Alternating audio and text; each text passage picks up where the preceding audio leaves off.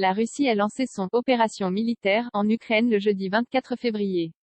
Tous les soirs, à 19h30, 20 minutes vous propose son point récap sur l'invasion qui fait chaque jour des morts, des blessés et des milliers de réfugiés.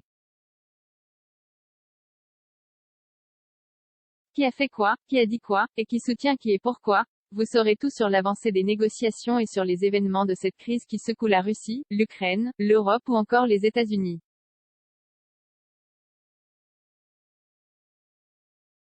Ce jeudi, les autorités locales ont dit ne pas connaître le bilan du bombardement mercredi du théâtre de Mariupol, où se cachaient des centaines de personnes, principalement des femmes, enfants et personnes âgées. Vous avez raté les derniers événements sur la guerre en Ukraine? 20 minutes fait le point pour vous tous les soirs, à 19h30. Qui a fait quoi? Qui a dit quoi? Où en sommes-nous? La réponse ci-dessous. L'info du jour. Les autorités locales ont dit ne pas connaître le bilan du bombardement mercredi du théâtre de Mariupol, où se cachaient des centaines de personnes, principalement des femmes, enfants et personnes âgées.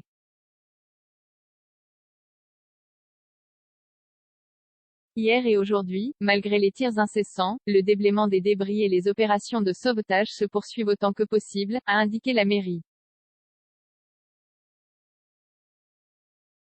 Selon un message de la mairie posté sur Telegram, la situation est critique, avec des bombardements russes ininterrompus et des destructions colossales.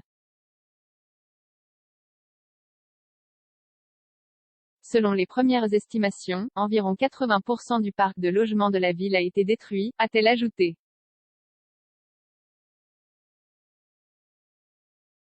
Si 30 000 personnes ont pu être évacuées en direction de Zaporojié ou Berdiansk via des couloirs humanitaires, 350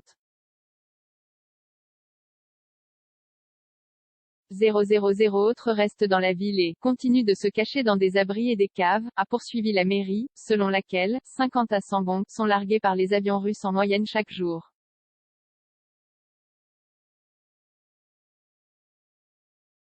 La phrase du jour, tels sont les mots de Dmitri Peskov, le porte-parole de la présidence russe, qui revenait sur les propos très durs tenus la veille par Vladimir Poutine.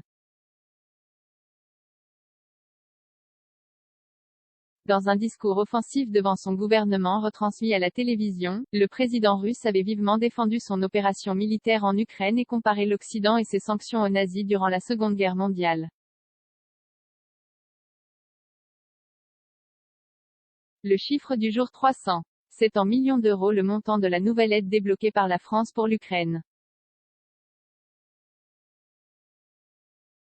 Le chef de la diplomatie française Jean-Yves Le Drian a confirmé, lors d'un entretien avec son homologue Dmytro Kuleba ce jeudi, le déblocage dans les prochains jours d'une enveloppe d'assistance financière de 300 millions d'euros, conformément à l'engagement pris par Emmanuel Macron auprès de Volodymyr Zelensky.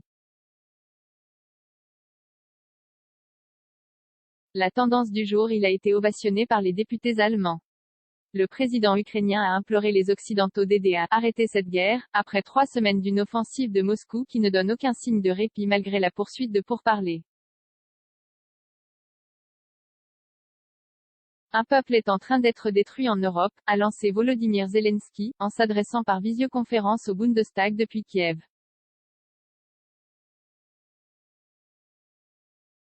De leur côté, les ministres des Affaires étrangères du G7 ont averti dans une déclaration commune, que les auteurs de crimes de guerre en Ukraine devront rendre des comptes devant la justice internationale, soulignant que la collecte de preuves était en cours.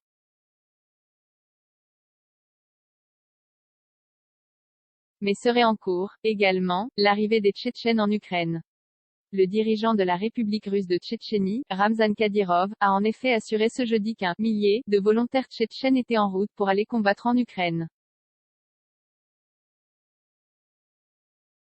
Notre dossier sur la guerre en Ukraine. Sur son compte Telegram, Ramzan Kadyrov a affirmé que l'un de ses proches, Abti Alaoudinov, se trouvait à la tête pour participer à l'opération spéciale de dénazification et démilitarisation de l'Ukraine.